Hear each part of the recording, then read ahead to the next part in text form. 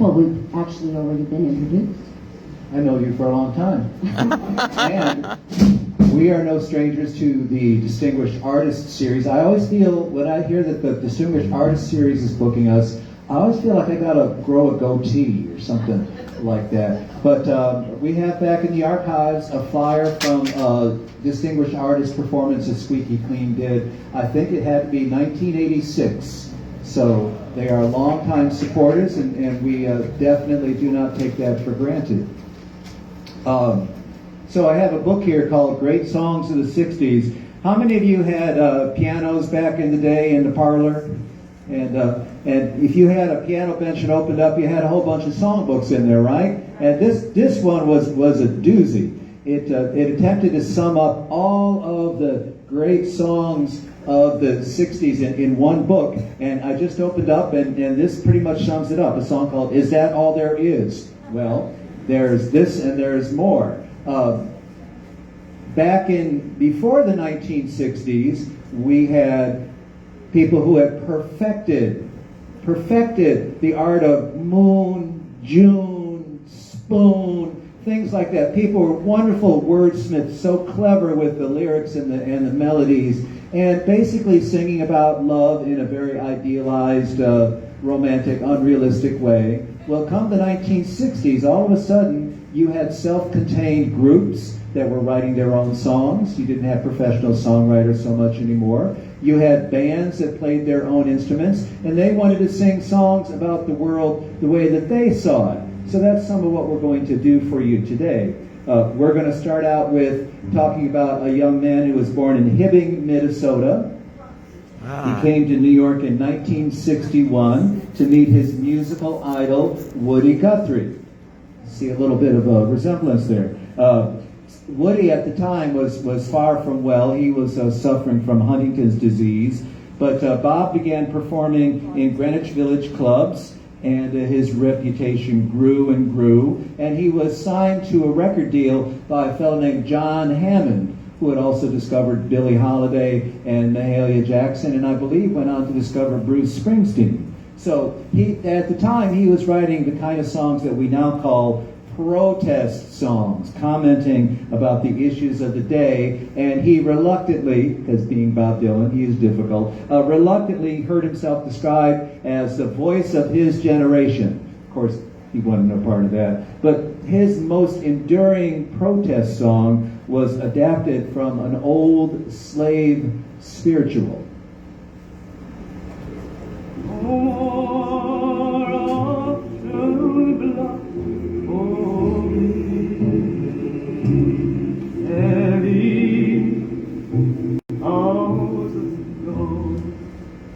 So the song asked 9 questions about peace and war and freedom, but Bob, being Bob, he only gives a very elliptical, ambiguous answer.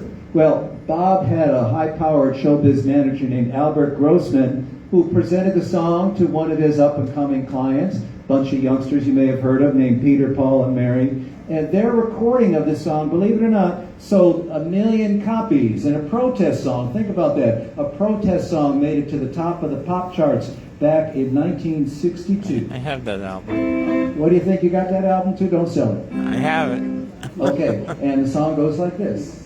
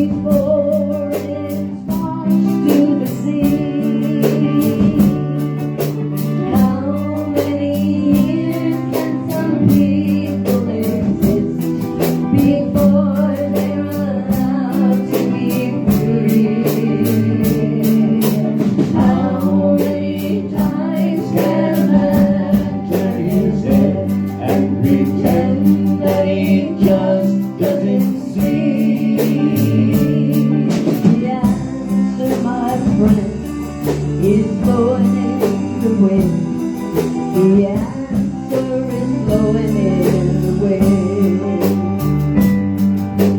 How many times must a man look up before he can see the sky? How many ears must one man have before he can hear people cry? How many deaths will it take till he knows that too many people have died? The answer, my friend, is blowing in the wind. The answer is blowing in the wind.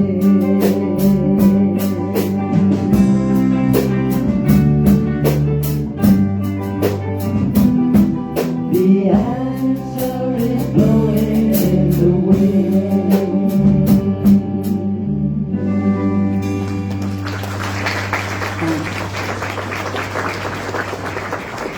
Thank you so much. How are we doing? Okay, everybody hearing everything? All sounds good? Fabulous. Fabulous. Oh, I was just going for a cheap compliment. Thank you.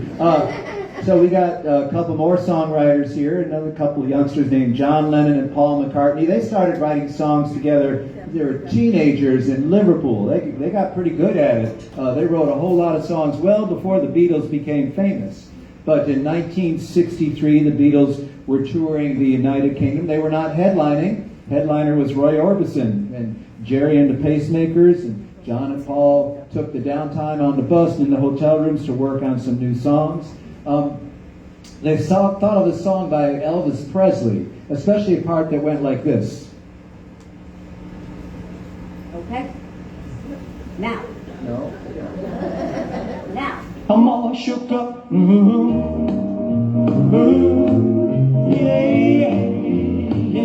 Oh, wait. What was that? Yeah. What are we going to make out of that there? Well, they finished the song at Paul's house, and they played the composition for Paul's dad, who he was not super enthusiastic about it. Here's the same. We've just written She Loves You, which was to be a big Beatles hit. My dad's in there. We're just finishing it up in here, John and I. Yeah. Loves you, yeah. Loves you. We go, okay, well, that's it, go. So he said, play it to me, Dad, Because he was a musician, he played piano. So then you go in here and So you we say, come in here, we say, you say, Dad, we think we've got a song. Listen, you want to hear a song? Okay, so we'll do 5. So yeah, okay, we go, loves you, yeah. Loves you, yeah. And he listened to the whole song and he said, it's very nice. He said, but son, he said, there's enough of these Americanisms around. Couldn't you sing She Loves You? Yes. No. Quite sweet. And we did not heed his advice. I gotta Had say, we have done, who knows what she could have happened. loves you, yes, she does. She loves you, yeah. She loves you, yeah. She loves you, yeah.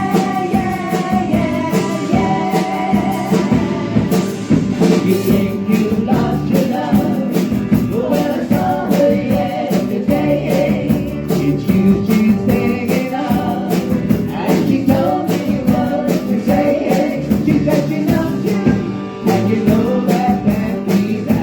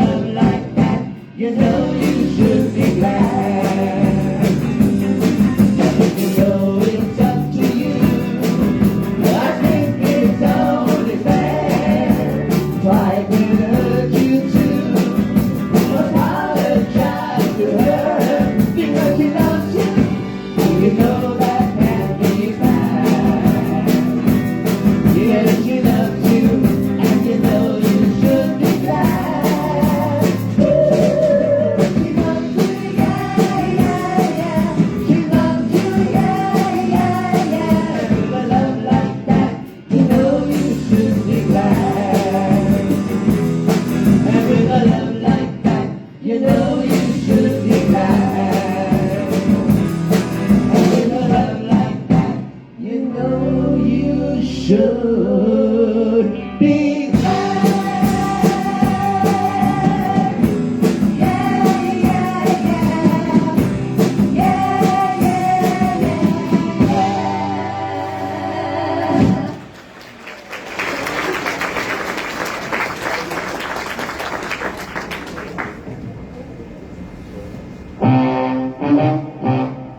Uh-oh.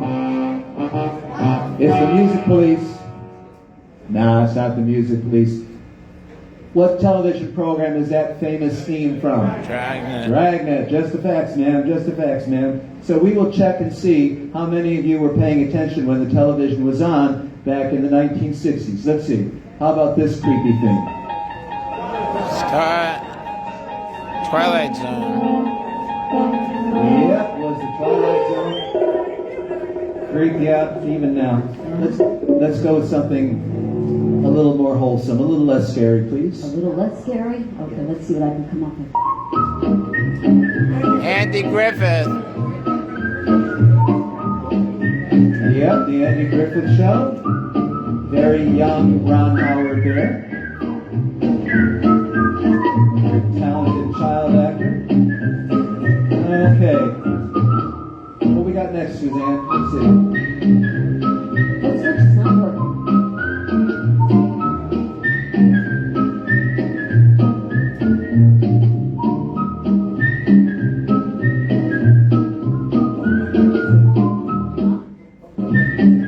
Yeah. We could have watched the whole show by now.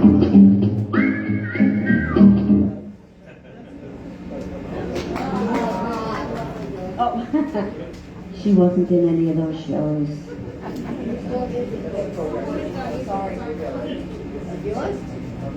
Alrighty, so I guess I'll ask you the next question. Actually, Glenn, are you going to put it up there? It was this is technology. Okay. Well, anyway, yes, Andy Griffith and. Nothing else to say? Well, because the next one is when you're supposed to be waiting.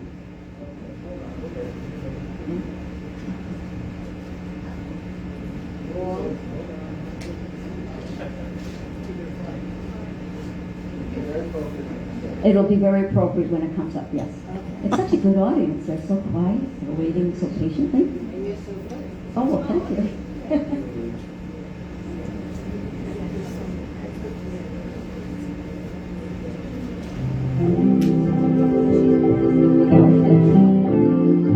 So this was the... Ladies and gentlemen, we are experiencing technical difficulties. Please stand by. Yep. I arranged that. There you go. I told you. Okay. All right. What's next, Suzanne? Okay, we got something coming up.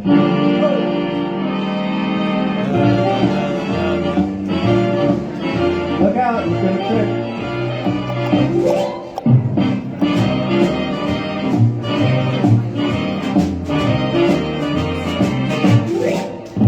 Did any of you see Dick Van Dyke on the...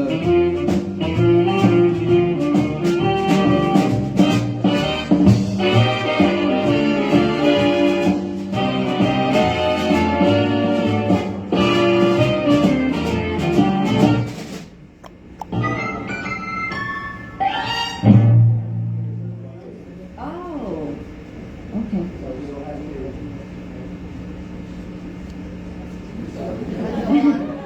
And she's back.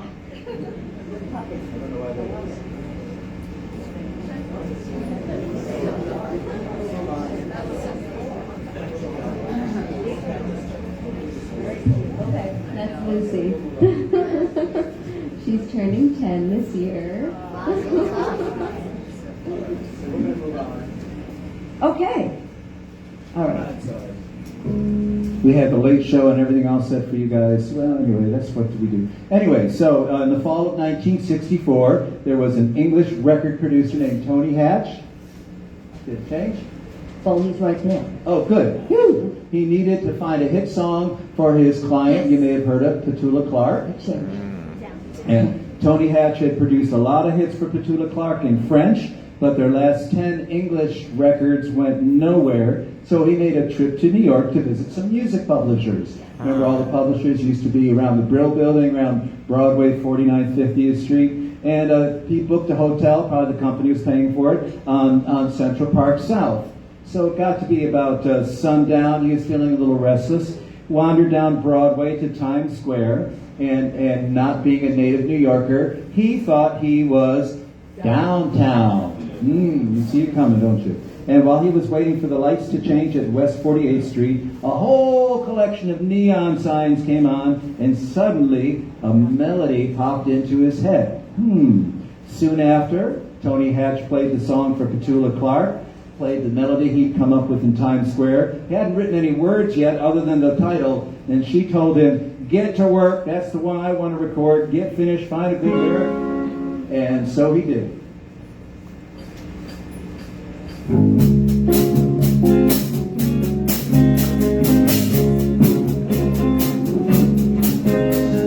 When you're alone and life is making you lonely, you can always go downtown. When you've got worries, all the noise and the worries seem to help, I know. Downtown, just listen to the music of the traffic in the city. Linger on the sidewalk when the neon signs appear. How can you listen? Life's so much brighter there. You can't forget all your troubles, forget all your cares, and go downtown. Learn to be free when you're downtown. Don't worry, think when you're downtown. Everything's waiting for you.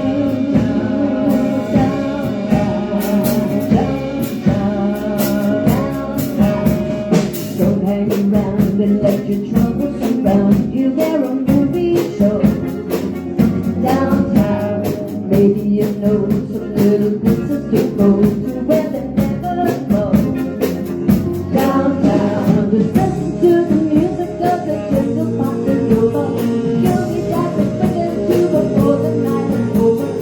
Happy you there, and life's so much brighter there. You can't forget all your troubles, forget all your cares, and go downtown, where all the lights are bright. Downtown, waiting for you tonight. Downtown, you're gonna be alright. And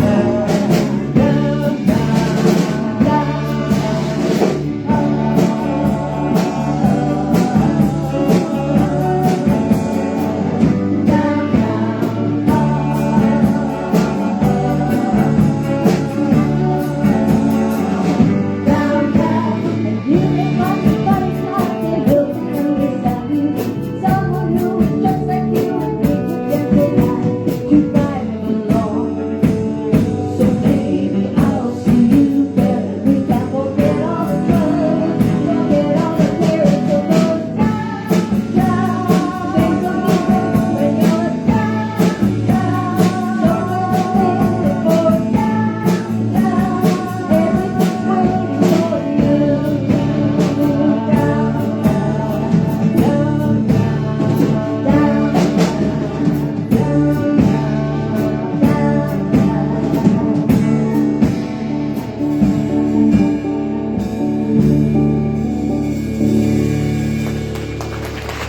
Thank you.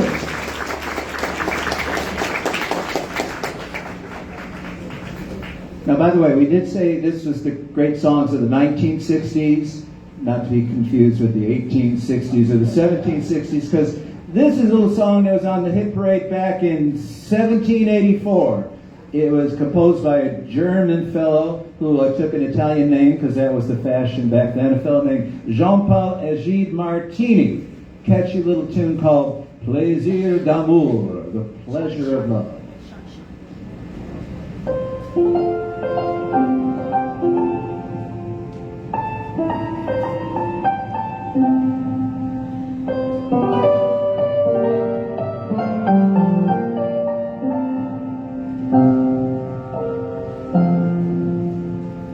That song sounds a little familiar to me. Maybe some of you saw that 1961 movie called Blue Hawaii. featuring this fellow here. See you again, Chad. Welcome back from the army. Aloha, Miss Monaga, and happy birthday. I brought you a gift from Austria. Thank you. It's a music box. It plays a European love song, but they're the same in any language.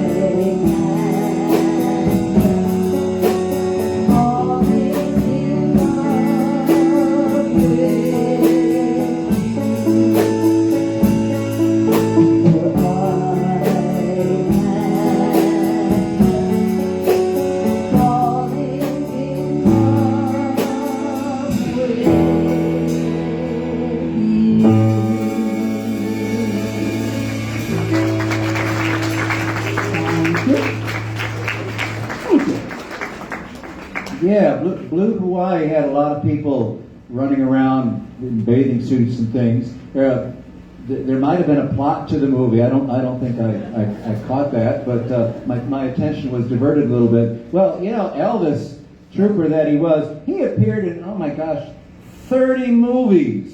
30 movies between 1956 and 1969. Sometimes he cranked out 3 of those babies a year, and they all had to be musicals because that's what Elvis Presley was known for. And I have to be honest and say, not every song was a classic, like Can't Help Falling in Love. For example, there's a 1962 movie called Fun in Acapulco, and Elvis got to sing this song. Maybe you remember it. There's no room to rumble and I'm so smart.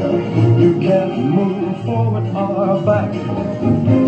There's no room to do what the beat tells you to without throwing your spine out of whack.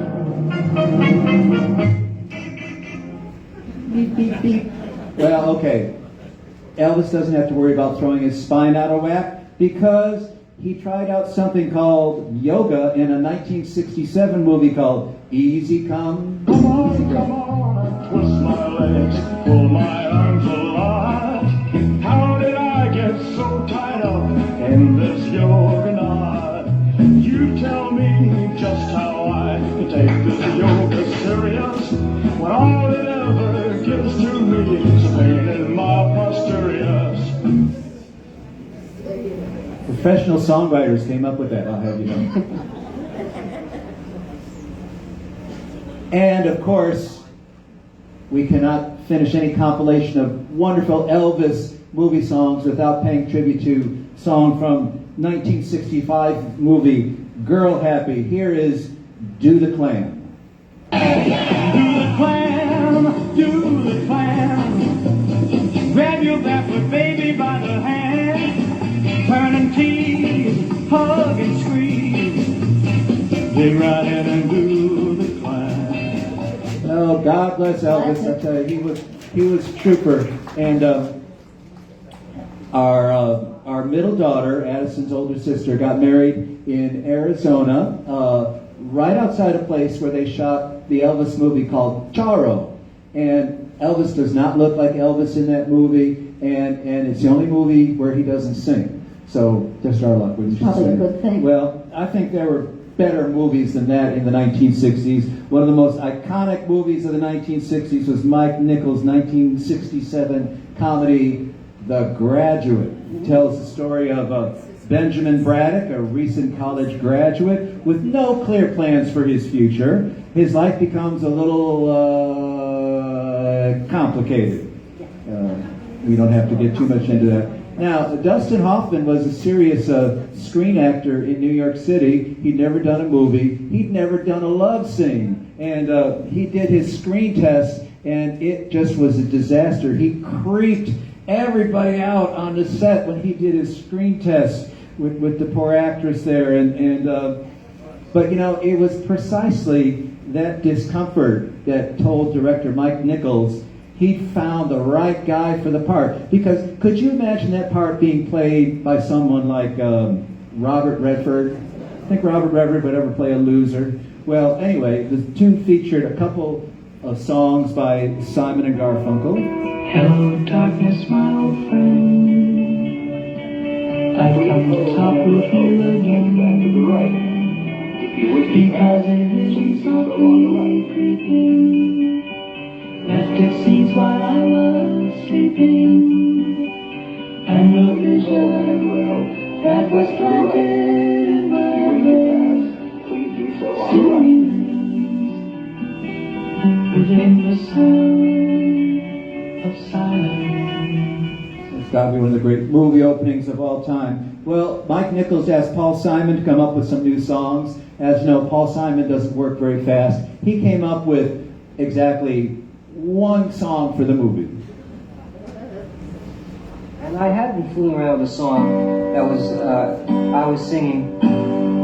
And here's to you, Mrs. Robinson. Jesus loves you more than you will know. For no particular reason, I had nothing in mind. It just came into your head? Yes, completely just into my head. Whoa, whoa, whoa. And then the next line was, God bless you, please, Mrs. Roosevelt. Heaven holds a place for those who play. It was Mrs. Roosevelt. And then he said, well... That would well, change the plot of the movie. Yeah.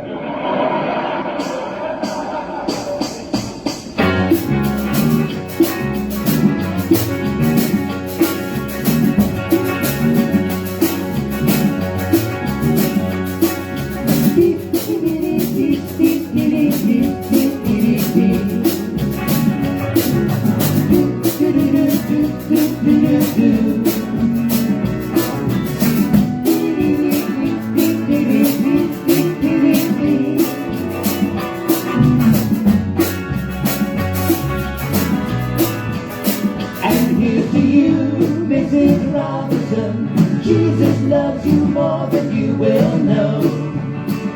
Whoa, whoa, whoa. God bless you, please, Mrs. Robinson. Heaven holds a place for those who pray. Hey, hey, hey. Hey, hey, hey. We'd like to know a little bit about you for our fire. We'd like to help you learn to help yourself. Look around you, all you see are sympathetic eyes.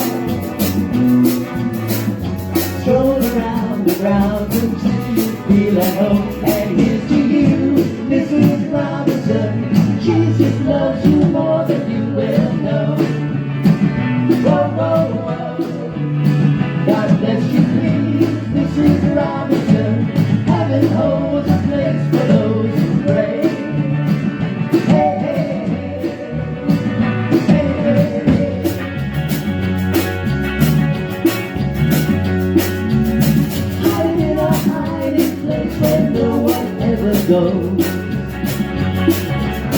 Put in your pantry with your cupcakes.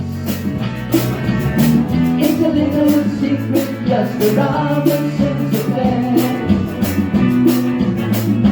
Most of all, you've got to hide it from the kids who think that you, Mrs. Robinson, Jesus loves you more than you will know. Whoa, whoa, whoa. God bless you, please, Mrs. Robinson. Heaven holds a place for those who pray. Hey, hey, hey. Hey, hey, hey.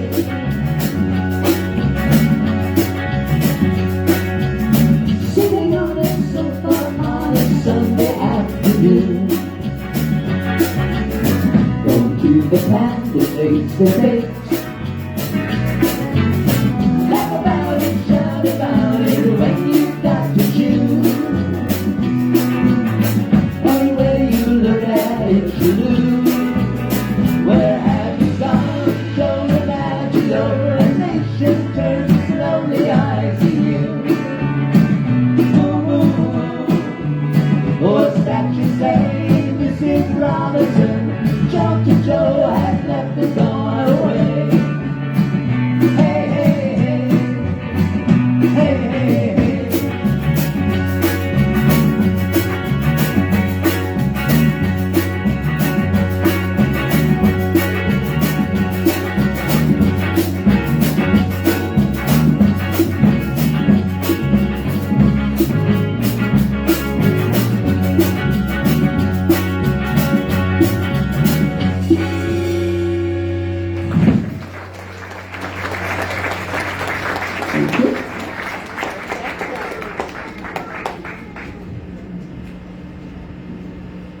Where have you gone, John Sterling? All right. So I was pretty heavily into Peanuts cartoons in the 60s when I was a kid. I remember one, Linus is walking home from school looking very smug and self-satisfied, and his big sister Lucy says, "Hey, what are you all so smiley about?" And he says, "Well, I'm the only one in the class who got an A on the geography test." And she says, "Oh yeah, how'd you get an A on the geography test?" And he says, "I'm the only kid who knows where Ipanema is." Any of you know where Ipanema is? Have you been there? Brazil. People wear swimsuits, looks like they did in blue Hawaii. Anyway, it's a beach neighborhood located south of Rio de Janeiro in Brazil. And what do you think of when you think of Ipanema? Tall and tan and lovely. What do you think of beautiful weather, beautiful beach, sunbathers, and of course, the girl from Ipanema? But did you know there was a real person who inspired that song? Her name was Halo Pinheiro.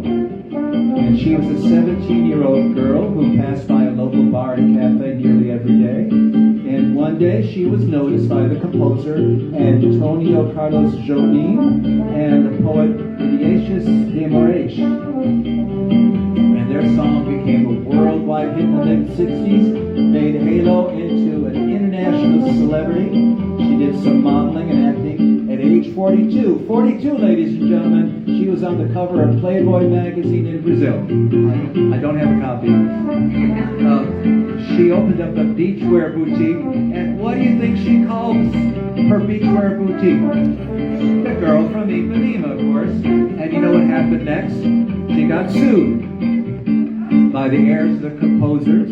They sued her, but her fellow store owners proclaimed Halo the eternal ambassador of Ipanema, and the Brazilian court ruled in her favor, saying, without her, there would never have been the song.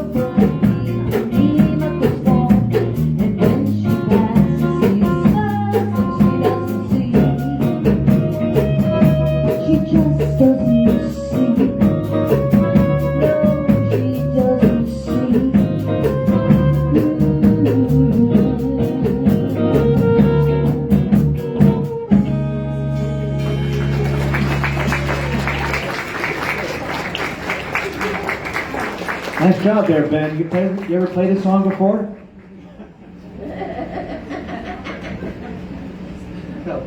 All right.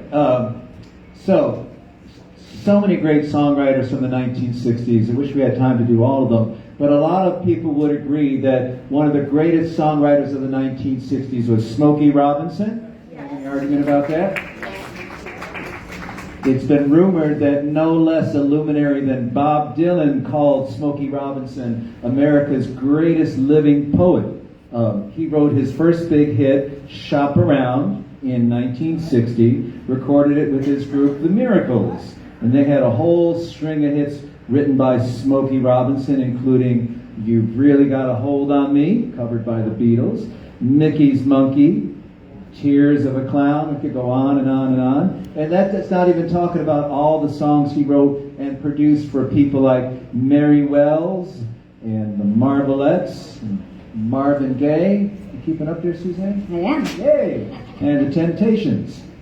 Now, Smokey Robinson heard great potential in the gruff yet sweet voice of the guy with the glasses, David Ruffin, who didn't really sing lead that much on their records. He just thought, Smokey thought he had to write the right song, maybe the perfect song for Ruffin's voice, and it was sure to be a hit. And boy, was he right.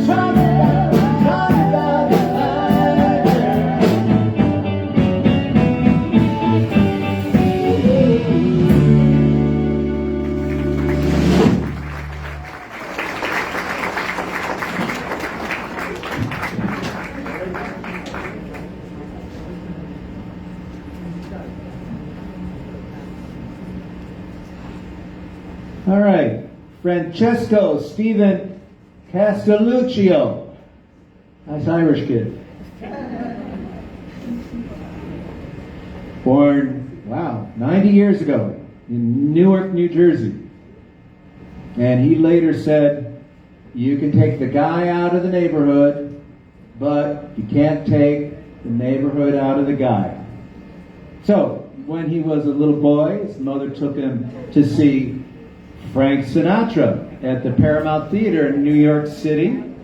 And little Frankie said, "I'm going to grow up to be as big as Frank Sinatra."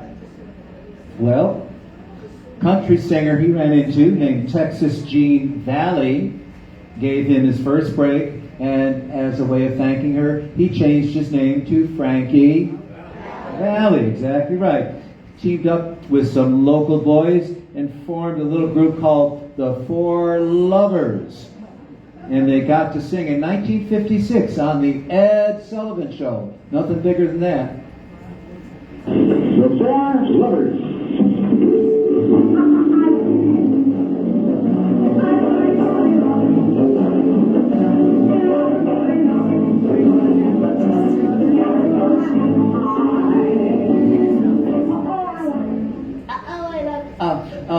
So we've all seen the movie or gone to the Broadway show a number of times, know about how the Four Lovers got booked into a bowling alley called the Four Seasons, changed their name to that, and cranked out hit after hit after hit. And they found a formula, and man, it worked. Here's that formula.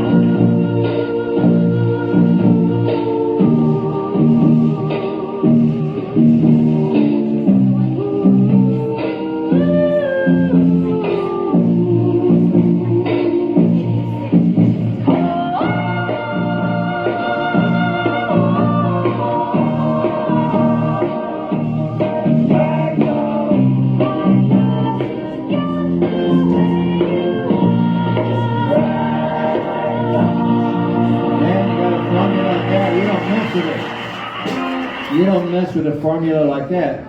Well, as if Frankie wasn't busy enough with the Four Seasons, at the same time he started a solo career. And for his solo records, he gave up on that falsetto sound. And people said, that doesn't sound like Frankie Valli. Well, Suzanne's going to show you what it does sound like.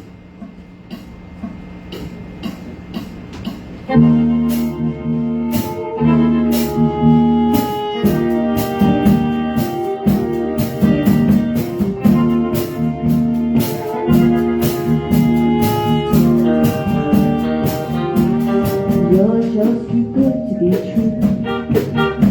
Can't take my eyes on you. It'd be like heaven to touch. I wanna hold you so much. I don't let love it ride. And I thank God I'm alive. You're just too good to be true. Can't take my eyes off you. Pardon the way that I said. There's nothing else to compare.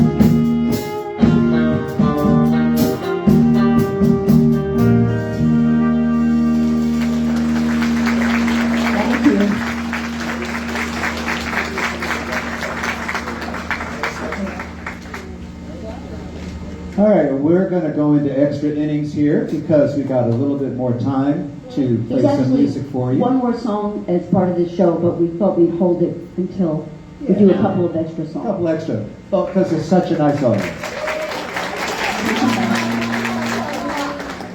Taylor Swift, at 2 in the morning, we're going to sing 15 more songs. We're exactly like Taylor Swift, exactly. Because we have not really had a chance to hear Addison sing for you.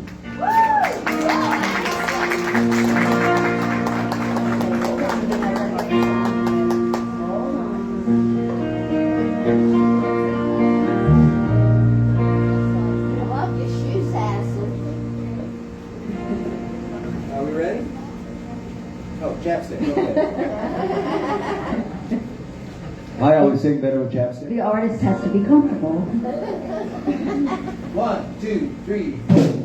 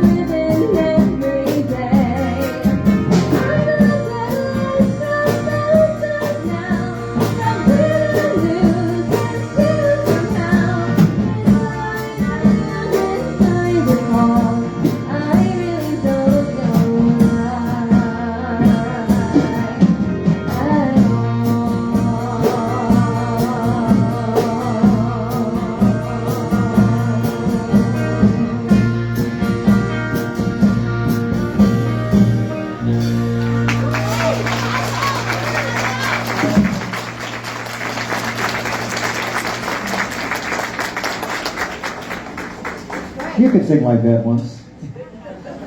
My voice got a little lower. Yeah, my voice changed too. My voice got lower. How old were you when you started performing with us? 8. And you were playing the alto saxophone with us. And you learned one note, and that was the song, and then you learned 2 notes, and that was the song. But now she can play all the notes. In the last few years, Addison's been singing with us more and more, and it's really, we're glad to have her.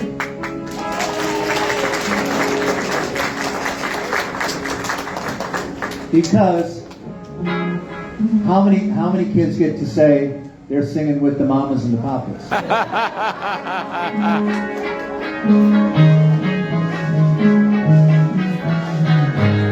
All the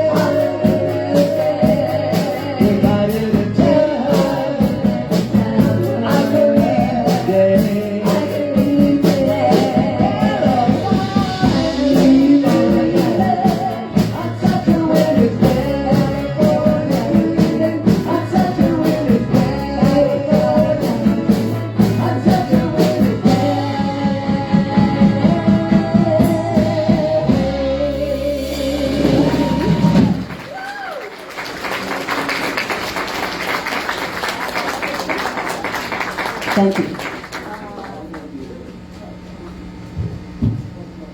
Oh, okay, cool. I like that. That's a good one. All right, Suzanne's going to sing a song that only gets more relevant as time goes by. I'm not doing as time goes by. Not for you guys. Ready? 1, 2, 3, 1.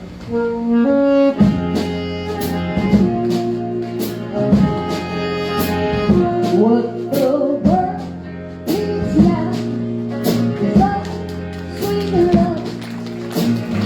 It's the only thing that there's just too little love. What the world needs now is love, sweet love.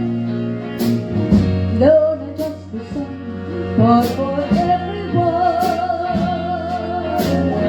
Lord, we don't need another mountain.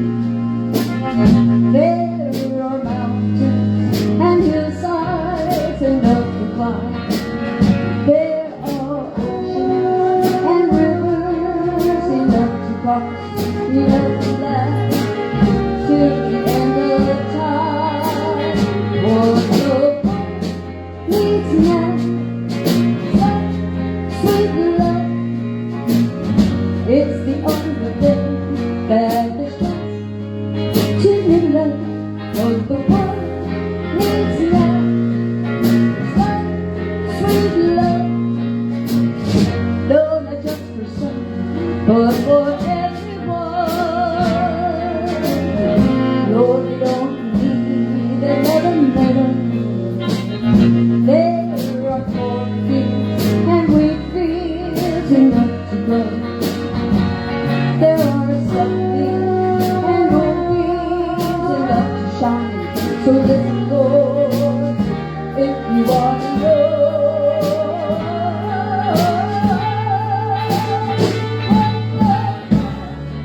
It's now, love, sweet love. It's the only thing that is just too little love. What the world needs now is love, sweet love. No, not just for some, oh, but just for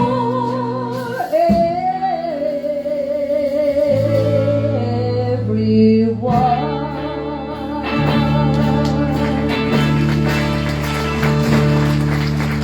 Thank you.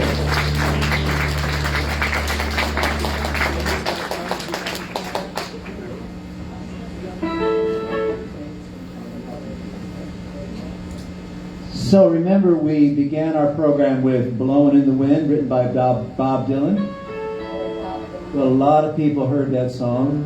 But, do you want me to put the track on? No. No.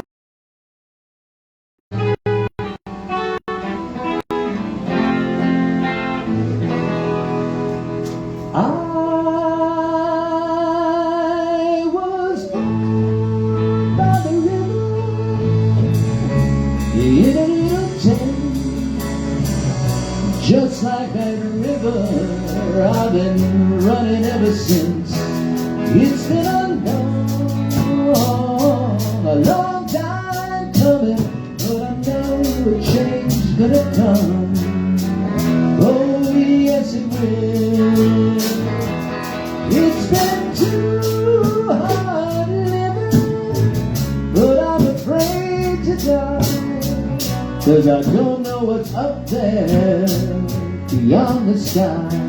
It's been a long time coming, but I know a change is gonna come. Oh yes it will. And then I go to see my brother, and I say, brother, would you help me please? And he just winds up knocking me back down on my knees. There were times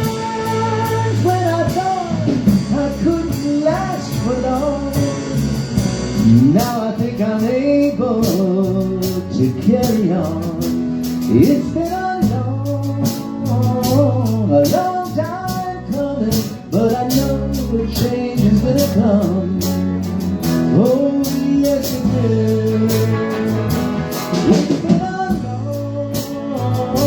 such a long time coming, but I know a change is gonna come. Oh, yes it will.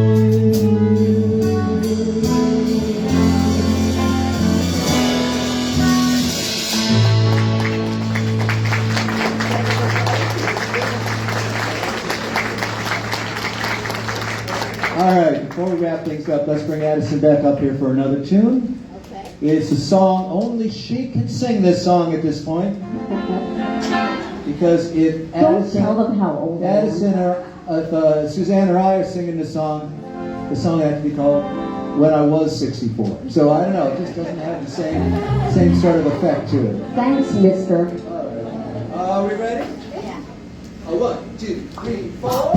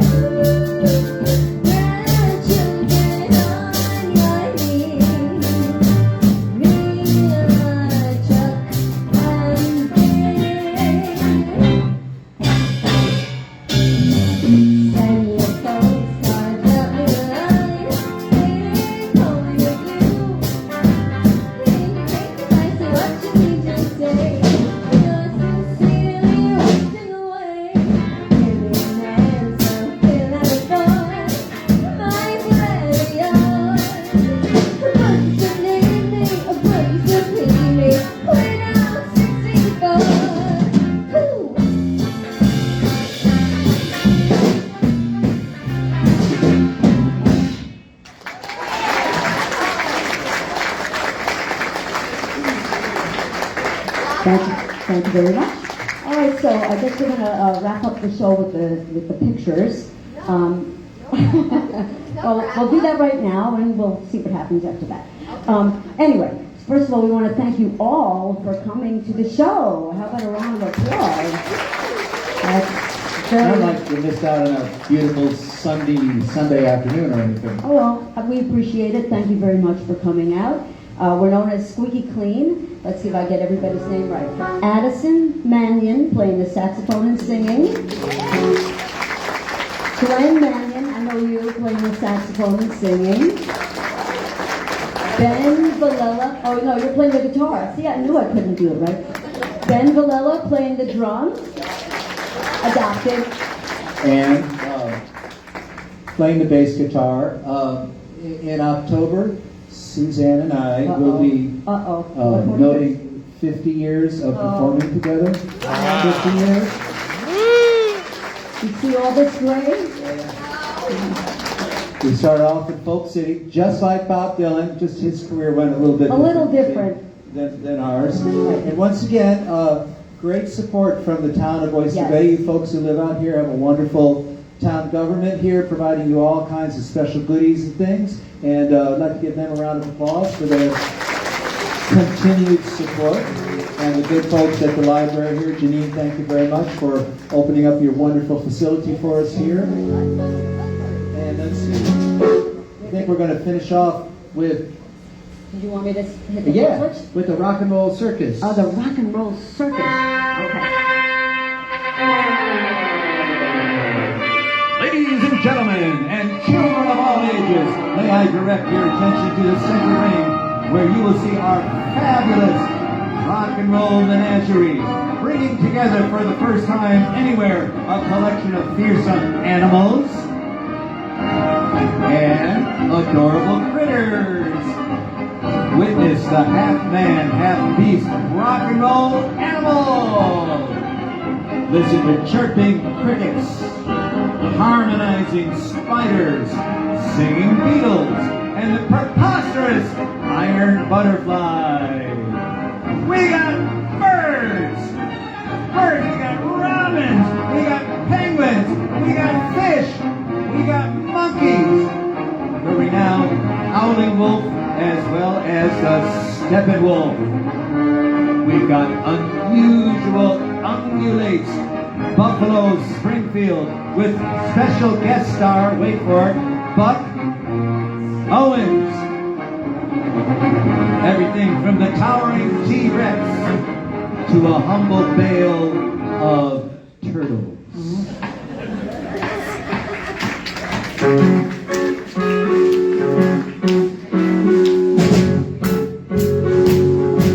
Imagine me and you, I do. I think about you day and night. It's only right to think about the girl you love and hold her tight. So happy together. If I should call you up, invest the time, and you say you belong to me, you ease my mind. Imagine how the world would be so very fine, so happy together.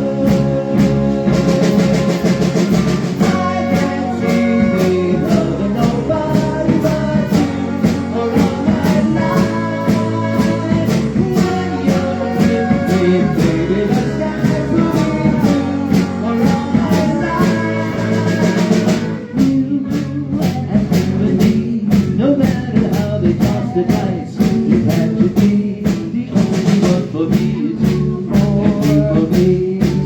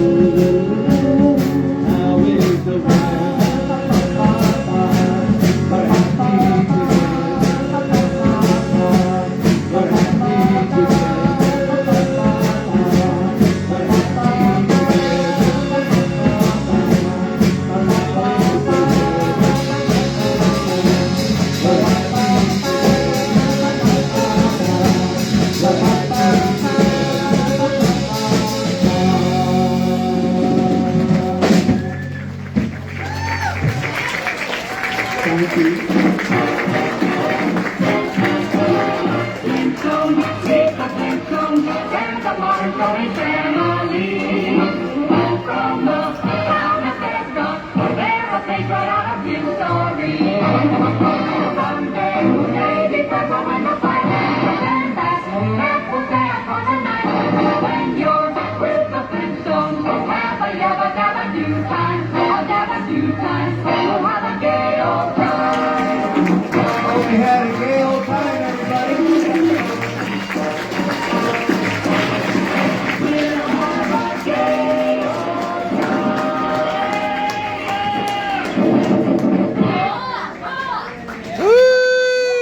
All right, we'll do you one more quick one. One more.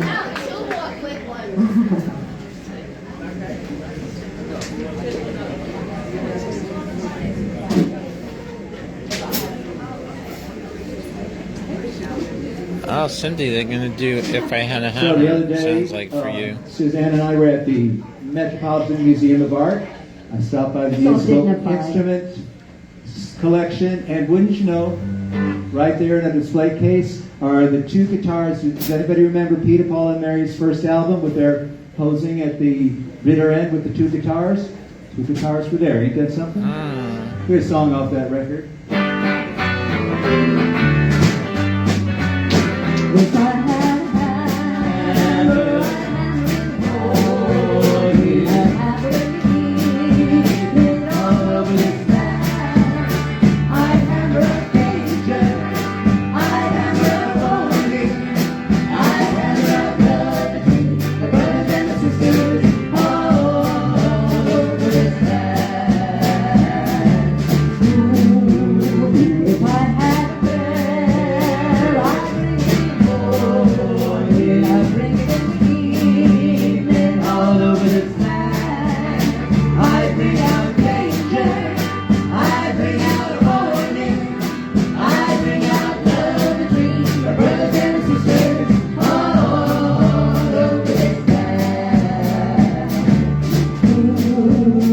If I had